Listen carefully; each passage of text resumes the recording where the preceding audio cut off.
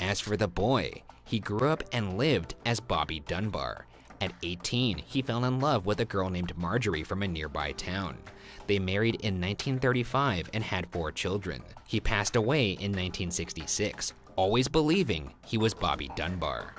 But this story doesn't end there. Skipping forward to 1999, Bobby Dunbar's granddaughter, Margaret Dunbar Cutright, began looking deeper into her family's history. Cutright had always been especially intrigued by the family legend of her grandfather's kidnapping and had asked her grandmother to tell her the story many times in her childhood.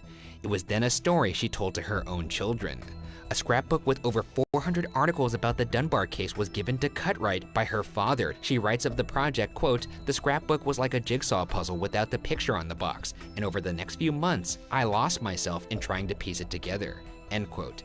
She was especially affected by an editorial cartoon from 1913, titled 50 Years From Now, in which a bearded old man sits in a chair with his grandson looking at newspapers from the Dunbar kidnapping trial and asks, quote, "Grandpa, do you think we'll ever know for certain what our right name is?"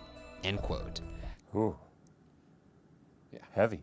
Yeah. She's living the cartoon that she's looking at. I mean, that's what happened. She saw the cartoon. The cartoon was referencing... That's me, what she was currently doing. Cutright instantly noticed discrepancies in how newspapers were reporting the events.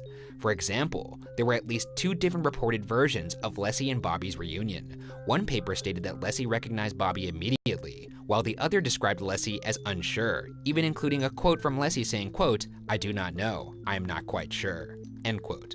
She also found that Percy and Leslie had originally told the papers that the boy didn't look like their son and that his eyes were too small. Some newspapers also reported Bobby didn't recognize his father, mother, or brother Alonzo. She also was disturbed to read the many biased accounts of Julia Anderson from the time, and to read that from Anderson's perspective, she had felt that the Dunbars had kidnapped her son.